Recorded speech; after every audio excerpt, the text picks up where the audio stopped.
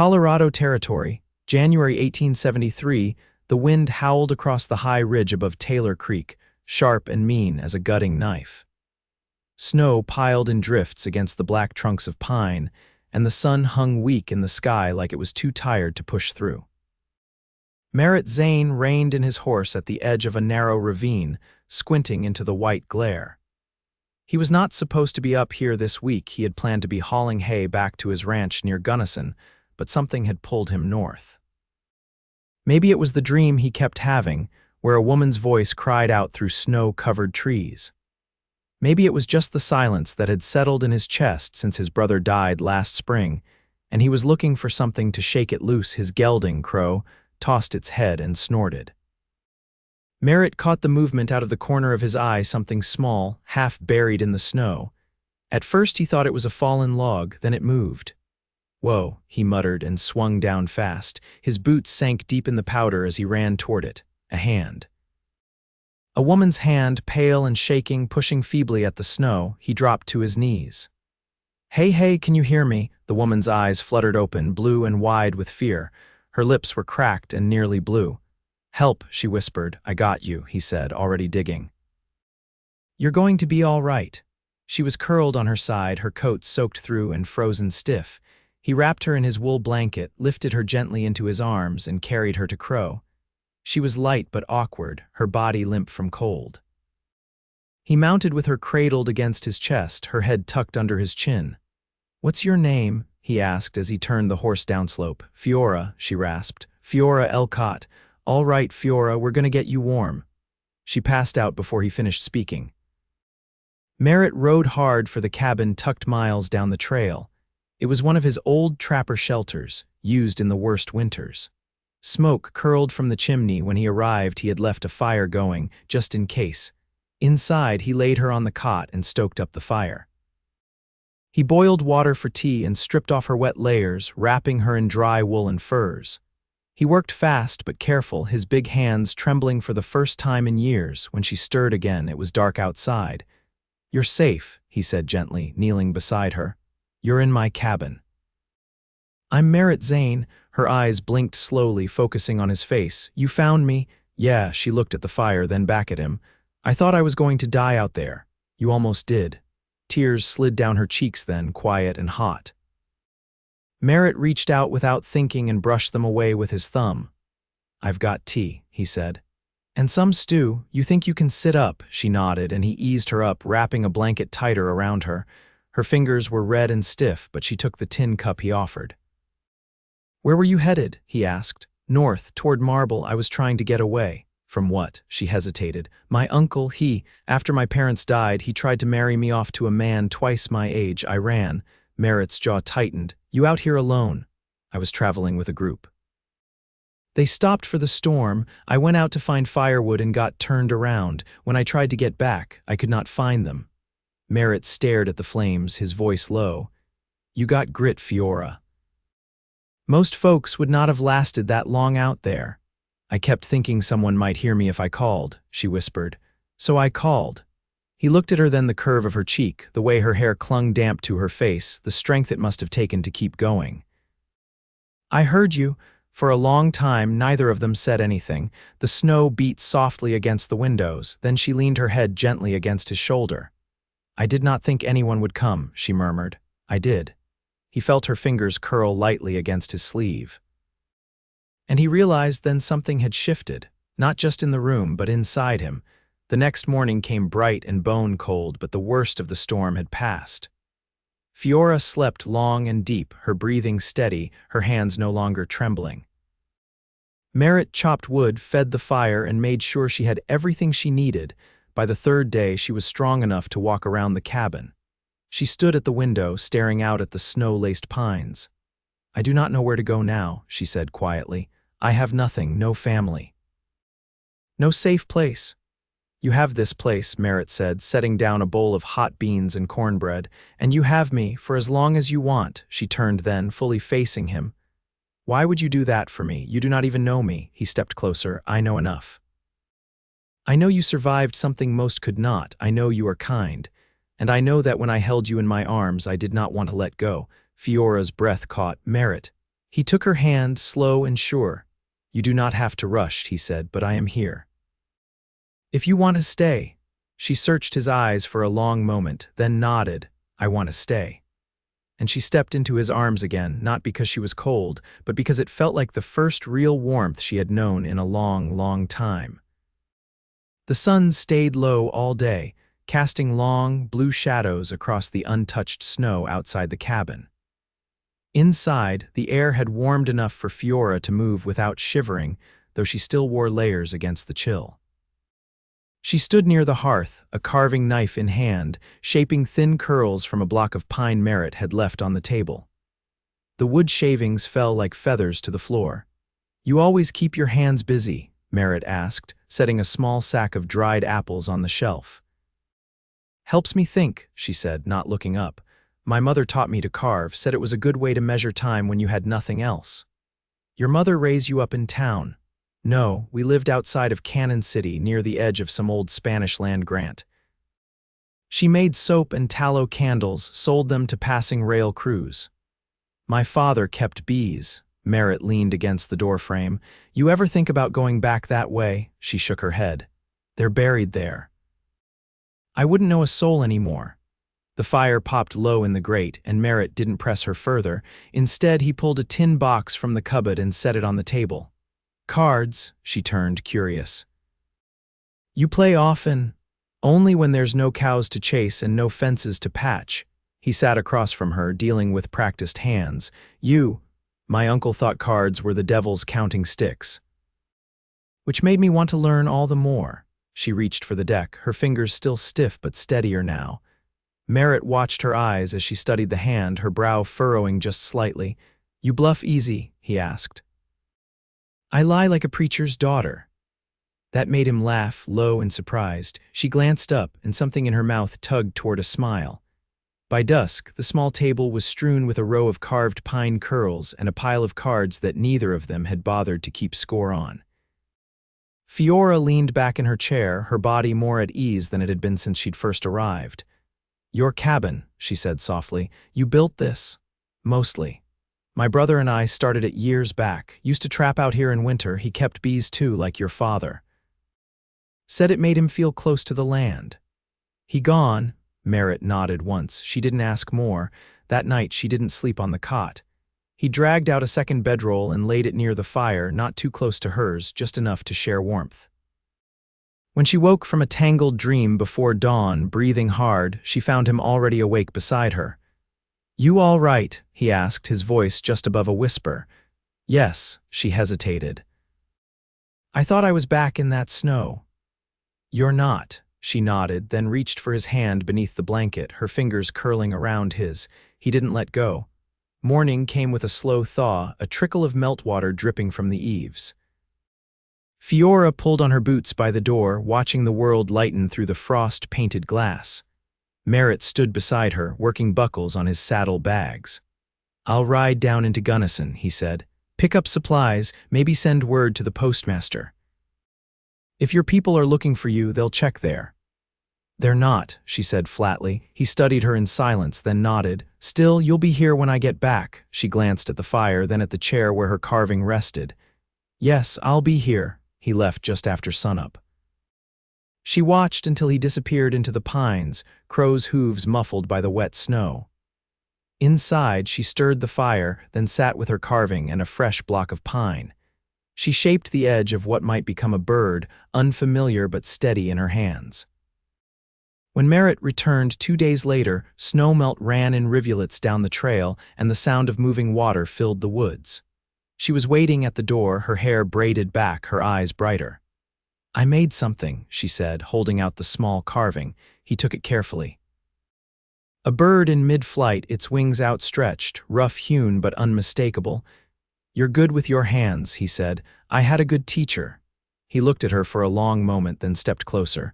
"I thought about you the whole ride back." "I know," she said. "I thought about you too." He touched her cheek then, slow and certain. She leaned into the warmth of it, and when he kissed her, it was quiet, steady, and without hesitation, like the beginnings of something meant to last. By late February, the snow had begun to pull back from the creek beds, revealing patches of dark earth and flattened grass. The world was still quiet, but it no longer felt empty. Fiora had started walking the ridge just after sunrise, her boots sinking less with each passing day, her breath no longer fogging as thick in the morning chill. Merritt returned from the barn with his sleeves rolled and a coil of rope slung across one shoulder. He paused when he saw her by the bluff, hands tucked into the pockets of her patched wool skirt, watching the distant peaks. "You thinking of heading higher?" he asked as he came up beside her. "I was wondering how far you can see from up there," she said, nodding toward the ridge's spine. "The view must be something." "It is, but you don't get to it easy. I don't mind the hard way." He studied her profile, the way her jaw set when she made a decision. "If you're set on it, I'll go with you." They took the incline slow, Merritt walking just behind her on the narrow path where the snow still held slick in the shaded bends. She didn't speak much while they climbed, only stopped once to catch her breath and look behind them. The cabin was a small smudge down in the trees now, smoke rising steady from the chimney. At the top, she stood still for a long time. The mountains stretched in every direction, snow still clinging to their shoulders, clouds casting slow shadows across the ridgelines. A hawk circled wide overhead, its cry stretched thin by the wind. "I never saw anything like this," she said. "Not even close. Easy to forget what the world can be," Merritt said, "when you've been looking over your shoulder too long." She turned to him, the wind pulling strands of hair loose around her face. "You think it's foolish that I came all this way with nothing but a half-frozen coat and a pocket knife?" "No," he said. "I think it's the bravest thing I've ever seen." She didn't answer, just pressed a hand over her chest like something there had shifted, then looked out again, quiet. They stayed until the sun began to lower and the light turned gold through the trees on the west slope. On the way down, she stumbled once and caught herself on Merritt's arm. "Your boots aren't holding," he said, steadying her. "They'll do," she said, brushing snow from her skirt. "They've done this long." When they reached the cabin again, the light inside was soft and amber. Merritt lit the lantern and set a kettle to boil while Fiora peeled potatoes at the table, sleeves rolled and hair still damp from melting snow. "You said your brother used to come out here," she said after a while. "Did he ever talk about settling for good?" "He did," Merritt said. "Said when the right reason came along, he'd quit riding fence and stop chasing strays. Build a place with a porch and a big window facing east." "Did he find his reason?" "He died before he could," Merritt said, voice low. She set the knife down. "I'm sorry," he nodded once. "He wanted something lasting." "I think about that more lately." She looked at him, the lines around his eyes deeper with the firelight. "And you, what keeps you out here?" He leaned back in his chair. "Used to be I needed the quiet, now I don't need it as much as I thought." She stood then and crossed to him, slow, like she was still testing the space between them. When she touched his hand, he turned his palm up to meet hers. "I never had plans," she said. "Just the next day and maybe the one after." "We could start small," he said. "You take the north field, I'll take the south. See who gets more fence patched by sundown." She smiled, quiet and real. "That's something I'd wager on." Later that night, they sat by the fire, her head resting against his shoulder, his hand resting on her knee. Outside, the wind had gone still. The logs popped now and then, and the lantern's glow painted long shapes across the floor.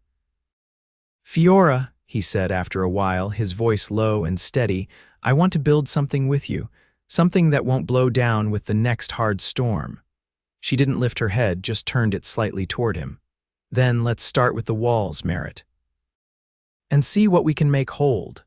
He kissed her again, slower this time, not because of shyness, but because there was no longer any need to rush.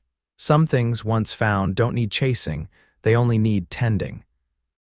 The first rain came in March, soft and quiet, soaking into the thawing ground without fuss. Fiora stood on the back stoop, sleeves rolled to her elbows, watching water slide off the edge of the roof in long, silver sheets. The scent of wet earth rose around her sharp, raw, alive in a way snow never could be. Inside, Merritt knelt by a cracked floorboard near the hearth, steadying a new plank into place.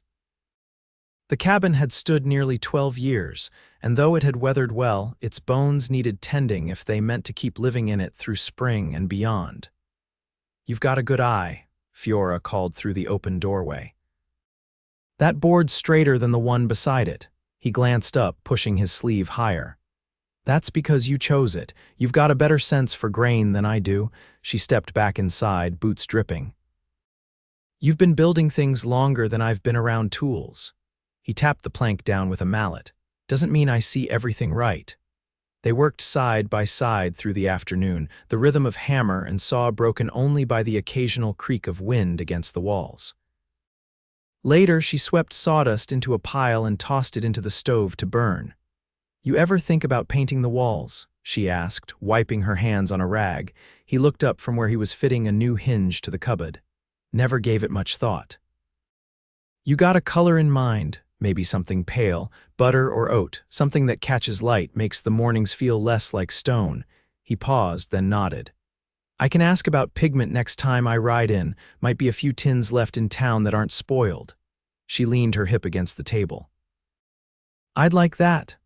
The days stretched longer as the weeks passed, and with them came changes too small to name but too steady to ignore. Fiora began tending the patch of earth just past the fence line, turning the soil with a rusted spade she found in the shed. She planted onion sets and hardy greens, muttering to herself as she worked, sleeves pushed high, boots caked in mud. Merritt watched from the porch one morning, sipping coffee from a battered tin cup. When she caught his eye, he didn't look away. "You ever grow anything yourself?" she called over. "Once, didn't take." She wiped her forehead with the back of her wrist. "Why not? Too many things pulling me away. Cattle, storms, men needing help. I didn't stay long enough to see it bear." She turned back to the soil. "Well, I'm not going anywhere." The wind shifted, carrying the scent of wild sage. Merritt stepped down off the porch and crossed the yard toward her. "You want a fence around it?" he asked. "I can manage, I know." "Doesn't mean I won't help." They spent the afternoon marking corners and sinking split rails, neither of them speaking much. The quiet between them had grown easy like water running deep under ice, steady and unseen. That night, as the fire crackled low and the cabin settled around them, Fiora sat on the edge of the bed with a loop of thread and a torn hem in her lap. Merritt stood at the window, watching the last of the light fade behind the pines. "My uncle used to say a woman's worth came from her dowry or her silence," she said, not lifting her eyes from the cloth. Merritt turned. "He was wrong on both counts." She set the needle down. "Did you ever think you'd end up with someone like me?" "I didn't think I'd end up with anyone." She looked toward him, the firelight catching the curve of her cheek, the quiet steadiness in her gaze. And now, he crossed the room and knelt in front of her, resting his hands gently on her knees. "Now I can't picture anything else." Her fingers found his jaw, rough from a day's growth. "You found me when I was half gone." He held her gaze. "You're not gone anymore." When she kissed him, it was slow and certain, her hands sliding into his hair. They didn't speak again that night, didn't need to. The silence between them held more than words ever could. By morning, the rain had passed, and the ground steamed where sunlight touched it. Fiora stepped outside barefoot, standing in the damp grass, her skirt brushing her ankles. Merritt joined her, coffee in hand. The world smelled green, new and promising. She glanced up at him. "What'll we plant after the greens come in?" "Whatever you want," he said. "We've got time." She reached for his hand, lacing her fingers through his. They stood like that for a long while, facing east, where the light came in soft and full, and the land stretched wide enough for anything they meant to grow. April came with wind that moved like breath through the budding aspen, and the cabin's roof creaked at night as if settling in for spring. Fiora had begun rising earlier, her hands instinctively reaching for apron ties and the tin pail before the light broke over the ridge. Merritt could hear her boots on the porch boards just as the fire inside caught to life, a rhythm that had become as natural as his own. He had taken to repairing the old shed behind the cabin, where the previous winter had caved the corner in. She joined him after breakfast, her sleeves rolled and a strip of canvas tied back around her hair. She didn't need guiding, her hands found work without hesitation, and her silence, when it came, never felt like absence. "You think I could keep a few chickens?" she asked one morning, crouched beside him as he hammered in a new rafter. "I've been thinking about eggs, mostly. And the way my mother used to bake with them. You could keep a dozen if you want," he said. "We'll build a coop next week. I'll trade for some pullets down in town." "I'd rather raise them from chicks," she said. "It's slower, but you get to know them." He nodded, brushing sawdust from his sleeve. "Then we'll raise them from chicks." She smiled at that, small and sure, and handed him the next nail. By mid-April, the snow in the hollows had vanished, and Merritt began clearing the back field. Fiora kept to the garden rows, planting peas and laying flat stones between the beds. She didn't speak often while she worked, but in the evenings, she'd sit beside him on the split log bench and tell him the names of things, each wildflower she remembered, each bird that nested in the rafters of the old barn where she'd once lived. "Do you miss it?" he asked one evening, watching the sky fade purple at the edges. "I miss the smell of beeswax," she said, "and the way my father used to hum when he tied up the hives, but no. I don't miss going to bed wondering what kind of man would be chosen for me by morning." He reached for her hand, palm calloused from work, fingers stained with soil. "No one chooses for you now." Her thumb brushed over the back of his hand. "No. I choose this." The next week, Merritt rode out to the Miller place to help with branding. He left early before the sun had touched the trees and took only what he needed for the day. When he returned, dusk was thick and gold and smoke curled from the chimney. Fiora met him on the porch, her hands damp from washing. "You're late." Colt got loose, took 3 of us to rope him again. She studied him. "You eat anything?" "Jerky and a cold biscuit." "Well, come inside," she said. "I made stew. And I found a way to get the cornbread to rise better." Later that night, after dishes were stacked and the cabin had quieted, Merritt sat at the table, sharpening a blade that had dulled with fence work. Fiora stood by the shelf, her finger tracing the spine of a small ledger. "You ever think about what comes next?" He looked up from the whetstone. "You mean next week or further on?" "Further on," she said. "Say 5 years, 10, he set the blade aside. "I think about a barn with proper stalls, more pasture fenced, some fruit trees. Maybe a child running through the grass like they own the place." She crossed to him slowly, her hand resting on his shoulder.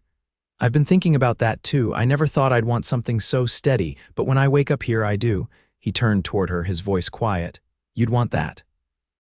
"With me, I already do." He stood and pulled her gently into his arms, her cheek resting against his chest. "Then we'll build it," he said. "Every bit of it." They married in May beneath the cottonwoods near the creek. No preacher was needed. Merritt had a friend ride in from Gunnison to witness, and Fiora wore her mother's brooch pinned to a plain dress she'd sewn from flour sacks. Merritt carved simple bands from juniper wood, sanded smooth and oiled with beeswax. They spoke their vows in voices steady and low, with no one around but the wind and the creek and the stillness that seemed to settle around them like a blessing. That summer, the cabin filled with warmth and the scent of yeast and early fruit. Fiora's chickens arrived from marble in a crate of straw, and she named each one after flowers she'd seen blooming on the ridge. Merritt built a coop beside the shed, and every morning they walked out together to open the door and count beaks. In the evenings, they sat on the porch with their hands brushing and their knees touching, watching the sun slip behind the peaks. Sometimes they spoke, sometimes they didn't. But always there was comfort in the closeness, in the certainty of shared space and steady breath. When the first frost came that fall, Fiora brought in the last of the squash and set it on the windowsill to cure. Merritt stacked wood high by the stove, and they sealed the windows tight with waxed cloth. They knew the snow would come again, but they didn't fear it, not anymore. Because this time they would face it together. Years passed. The orchard took root. The barn rose, one beam at a time.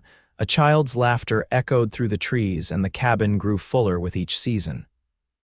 But the love that began one bitter January day in the snow never faded. It deepened, settled, took hold like roots under thawed earth.